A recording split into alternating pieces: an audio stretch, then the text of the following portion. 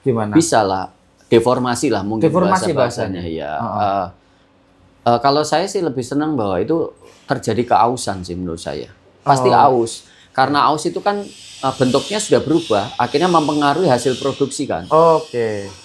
Ada customer kami dari Sulawesi. Pernah jual lah intinya ya. Dia dapat harga dari saya sekian, dapat harga dari produsen A sekian. Harganya jauh lebih murah. Tapi tetap mau ambil di saya. Bedanya begitu. Ketika dia gerus pasti salah satu ada yang kalah. Pasti salah satu karena ini dua sisi yang sedang bertarung untuk kuat-kuatan. Kita ngomong S45C ataupun SJM dibandingkan dengan bahan misalnya mild steel. Ya, mild steel. Atau dibandingkan dengan apa? Besi cor, ya kan?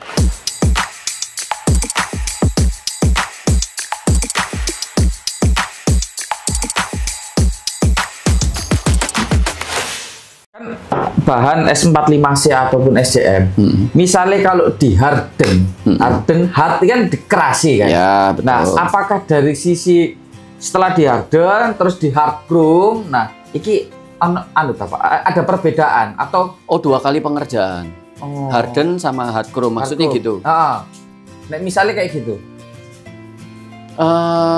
Aku belum pernah ya untuk pengalaman harden kemudian di hard chrome. Tapi yang saya tahu gini, biasanya orang mau hard chrome ya hard chrome.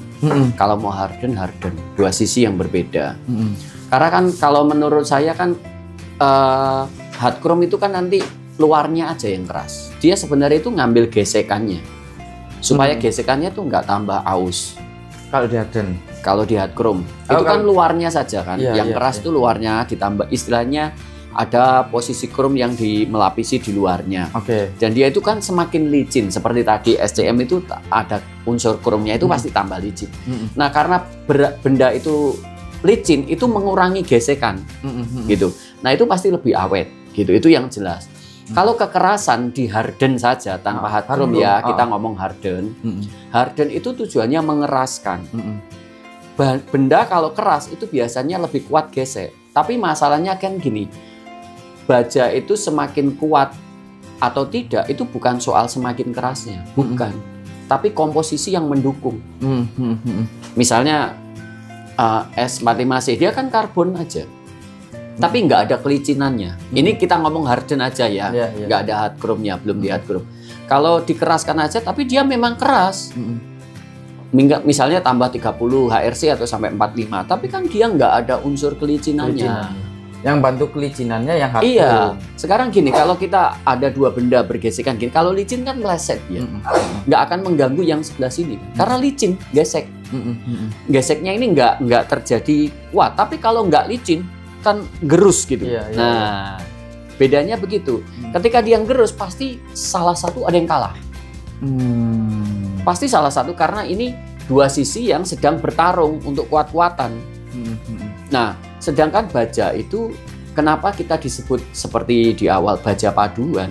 Karena komposisinya itu, paduannya itu. Misalnya kan ada nikelnya, beda lagi nanti ada chrome-nya, ada karbonnya.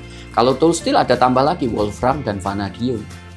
Karena dia peso itu kan tajam, tipis, ngetok motong plat itu juga tajam, dia nggak akan goang ya, nggak akan pelot. Karena apa? Ketajamannya itu di vanadiumnya itu lebih kuat dia sama wolfram. Nah, tapi untuk machinery kan nggak perlu itu. Dia yang dibutuhkan licin sama kekuatan tarik aja. Itu yang dibutuhkan. Berarti asumsi gini Pak ya, kita ngomong S45C ataupun SJM dibandingkan dengan bahan misalnya mild steel. Ya, mild steel. Atau dibandingkan dengan besi cor, ya kan? Nah, ketika dia bergesekan antara ini roll matras, ini matras, di ini ada bahan galvalum. Karena dia yang namanya dia muter terus kan pasti ada panas pasti kan. Betul. Hangat atau panas ya kan, gesekan lah yang jelas. Berarti yang memungkinkan adalah bahan mild steel ataupun besi besi cor. Ini dia akan lama-lama cepat melar ya Pak, memuai. Betul nggak ya Pak? Ya, sebenarnya apa ya? gimana? Bisa lah, deformasi lah mungkin bahasanya ya. Kalau saya sih lebih senang bahwa itu terjadi keausan sih menurut saya. Pasti aus. Karena aus itu kan bentuknya sudah berubah, akhirnya mempengaruhi hasil produksi kan. Oke. Karena dia sudah kalah, dia akan mestinya yang presisi. Karena sudah kalah, akhirnya nggak jadi presisi lagi. Ya bentuk 90 harusnya. Akhirnya siku, akhirnya jadi ngero gini kan. Ya itu sebenarnya salah satu ada yang kalah, sudah jelas sudah ada yang kalah. Itu kalau bahan yang mild steel sama apa namanya besi cor. Betul. Nah kalau sebenarnya besi cor itu pun kalau kita pesen khusus ya bisa sebenarnya. Pesen khusus bisa. Tergantung besi cor yang mana gitu kan. Misalnya orang, saya pesen besi cor tapi yang standarnya VCN kan pengecoran sekarang kan juga pinter-pinter. Tapi kan harga tetap nggak murah. Karena kan ada komposisi tertentu itu dilibatkan ke situ. Nggak pasti nggak murah. Gitu kan. Nah tapi kalau misalnya S45C sama SCM atau ST60 itu kan ada unsur karbon. Betul. Dua-duanya ada karbonnya. Karbon apa Pak? Karbon baja Pak? Atau karbon? Ya karbon yang istilahnya orang-orang karbon itu. Jadi komposisi karbon ini itu kalau S45C kan 0,45. Kalau SCM 0,42. Itu tertulisnya ya. Tapi masalahnya ini lebih rendah tapi ditunjang krom. Jadi karbon tuh semakin banyak karbon itu getas dia sebenarnya. Getas itu keras Pak? Getas itu gampang cuklek lah, gampang patah. Karena apalagi dia melalui hardening yang overheater, terlalu panas. Jadi pembentukan karbetnya itu sudah terlalu over. Jadi overheater namanya. Dia istilahnya biji-biji kecil itu nggak saling mengikat. Nah ketika kena gesek pasti cepat kalah dia. Gitu. Nah makanya butuh unsur komposisi yang lain untuk mematangkan karpet sehingga unsur-unsur komposisi itu saling mengikat, membentuk satu karpet. Itu yang menjadi semakin mengikat gini. Begitu. Dan itu prosesnya melalui hardening. Ya. Kalau hard chrome itu untuk melicinin aja. Ya, luarnya aja dilapisi krom. Biasanya orang bilang dilapisi krom. Tujuannya yaitu semakin licin kan dia. Karena dia semakin licin, orang istilahnya nggak kegesek, kepleset lah bahasanya. Makanya kalau tujuannya hard chrome itu kan nggak terjadi gesekan, tapi licin. Makanya kayak apa itu as-as hard chrome itu kan gilap, supaya tidak terjadi gesekan kan itu. Kalau coba as hard chrome itu terjadi gesekan pasti masalah itu olinya keluar atau bagaimana. Itu aja untuk tahan lama sebenarnya. Hard chrome itu. Hard chrome. Karena ada juga saya itu Pak Lugito dapat orang sudah beli mesin, terus saya minta untuk benerin, untuk servis lah. Nah kan otomatis kan saya minta minimal foto video kan untuk bisa melakukan inspeksi awal sebelum penyebabnya apa? Penyebabnya apa karena memang rata-rata itu di luar Pulau Jawa, rata-rata. Biaya waktu, makanya biaya. Itu daripada sudah berangkat, sudah diongkosi untuk tiket dan lain-lain, ternyata kita tidak bisa perbaiki kan juga kasihan. Betul sayang. Nah, saya minta foto video. Nah, ada beberapa mesin itu yang saya lihat itu satu hard chrome itu udah nggak ada. Ya pasti kalah kalau hard chrome sudah hilang pasti cepat kalah di hard chrome ibaratnya botak gundul misalnya. Ya. Ada juga saya berkunjung di Kalimantan, udah datang malahan. Tadi kan minta foto video. Nah ini foto video saya minta tapi nggak dikasih. Pokoknya saya diminta, udah Pak datang. Kunjungan, inspeksi sekalian. Nanti perkara tiket, transportasi, akomodasi ditanggung. Ya udahlah mintanya seperti itu, kita ke sana. Waduh Pak, saya lihat yang tadi kan gondol, yang ini nggak gondol Pak. Oval-oval. Itu ibaratnya matrasnya itu bentik-bentik, jerawat, ireng-ireng. Ya itu korosif namanya. Bahasa istilah kalau kami jual besi itu korosif. Jadi korosif itu ya kalah lah, karaten. Jadi dia kayak keropos. Karena ya tadi faktornya terjadi banyak gesekan, kalah, terus jadi korosif, kalah lah istilah, katut lah. Nah itu tak lihat. Waduh ini, aku disuruh benerin Pak.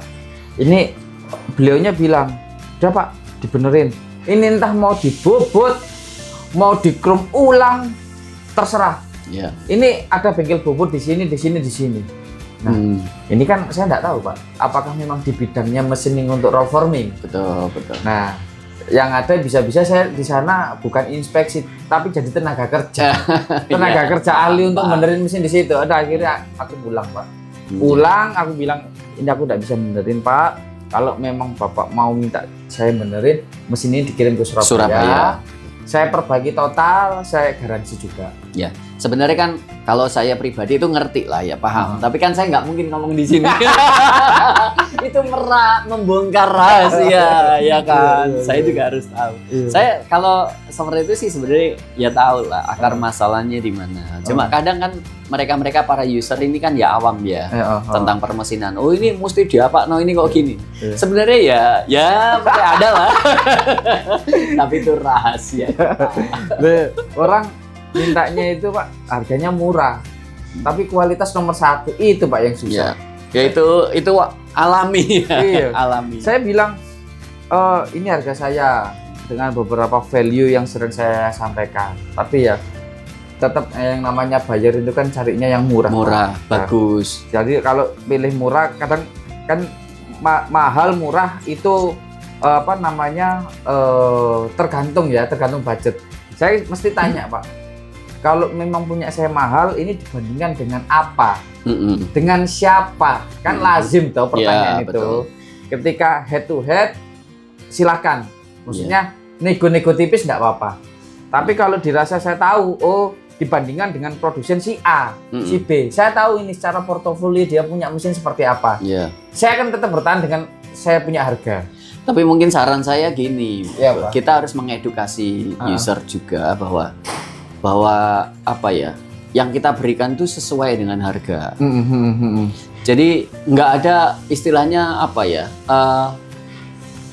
intinya gini, misalnya saya jadi situ gini, saya ini jaga harga diri saya, saya bisa kasih harga murah loh. Pasti situ seneng, tapi jangan tanya kualitas kan gitu kan. Iya kan? Iya. Tapi kalau saya bisa menjual itu kan saya menjual diri saya. Iya. Nah saya lagi sedang tidak di situ. Lagi sedang tidak menjual diri. Iya, saya sedang tidak di situ. Saya ini benar-benar menjual ya pribadi saya itu ya harga ini. Iya. Gitu. Jadi mereka kalau kita jelaskan seperti itu kan mereka nggak akan menyalahkan kita, dan mereka rasanya itu gini, cenderung selama itu masih masuk akal, mereka terima kok. Ini secara nggak langsung saya juga belajar selling. Oh iya, kan yang disampaikan Pak Lu kita kan cara selling. Iya kan? Boleh lah, boleh. Karena saya ini sering kali gini Pak, saya lihat ini penawaran dari mana. Oh dari sini, saya tahu. Udah, nggak apa-apa Pak. Bapak atau Ibu ambil mesin di situ, nggak apa-apa. Nanti mungkin selang 1 tahun, 6 bulan atau 1 tahun hubungi saya. Saya coba kasih testimoni gitu. Tapi kalau Ibu atau Bapak beli mesin saya garansi 2 tahun. Jadi Bapak Ibu nggak perlu khawatir. Tapi sebenarnya kan brand yang Anda berikan tuh sudah lebih dari cukup. Misalnya, Pak, kok mahal? Saya mintanya ini. Pertama saya sedang nggak di situ. Yang kedua, garansi saya ini beda sama yang lain. Ada yang berani garansi 2 tahun. Itu value yang benar-benar kita mau kasih ke user itu lebih daripada yang lain. Nah yang kita itu Pak ya, kalau kita ngomong value Pak Lukito, sebetulnya menurut saya pribadi Pak, nggak kurang-kurang Pak. Kenapa? Saya punya jaringan mitra koil yang akan saya kasih. Mau dengan importir, mau dengan pabrik, mau dengan distributor kami punya. Kedua, layout pabrik saya buatkan. Kebutuhan lahannya, ukurannya berapa, ngikutin dengan mesin yang rencana diorder. Ketiga, proposal bisnis Pak, tak buatkan. Harga pokok produksinya. Oh aku mau termasuk supplier koilnya. Supplier koil juga tak kasih. Jadi harga pokok produksi dengan mitra jaringan koil kami 1 batang 6 meter. Ini ongkos produksinya berapa dan harus dijual harga berapa. Spandek panjang 1 meter per meternya ongkos produksinya berapa. Mulai dari listriknya, perhitungan listriknya. Kemudian tenaga kerjanya. Karena backgroundnya saya Pak akuntansi. Jadi bisa ngitung semua. Untuk bisnis analyze saya insya Allah kuat. Tapi kalau sudah ngomong mesin, angkat tangan. Itu adik-adik saya. Sebenarnya ada nilai yang bisa ditambahkan lagi loh kepada user gini. Pak, misalnya user ya, kita ngobrol gini. Apa supplier coil saya bisa kasih. Ini saya juga bisa gini. Mesin saya bisa. Mumpung saya belum produksi sendiri kan. Jadi kompetitornya Anda. Saya kasih kesempatan. Iya kan? Betul, Coba kalau saya ini buat sendiri ini saya punya semua. Habis sampean. Betul. Nah, iya itu yang value yang sering kami sampaikan berulang. Cuman kembali lagi Pak, dari rata-rata yang ambil mesin di saya, ketika tolak ukur harga nomor 1 sudah pasti lewat. Dan rata-rata yang ambil mesin di saya bukan harga is number one, tapi layanan-layanan yang lain yang saya sampaikan. Ada customer kami dari Sulawesi, Porna jual lah intinya ya. Dia dapat harga dari saya sekian, dapat harga dari produsen A sekian. Harganya jauh lebih murah, tapi tetap mau ambil di saya. Kenapa itu tadi? Sama ini Pak, dari sisi komunikasi mereka nyaman. Iya. Ada juga dari sisi barat, daerah Sumatera, ambil mesin juga di saya. Padahal di area barat ada produsen juga. Nah, itu pun sama Pak, dia dapat harga lebih murah dari harga saya tawarkan, tetap ambil di saya. Padahal kalau dihitung ongkos logistiknya berapa lebih mahal kan pastinya. Tetap ambil saya. Kenapa? Balik lagi Pak. Servisnya. Jadi rata-rata yang ambil mesin di saya bukan karena harganya, tapi servisnya, Porna jualnya, komunikasinya. Nah itu yang sebenarnya saya sendiri sebagai marketing itu lakukan itu.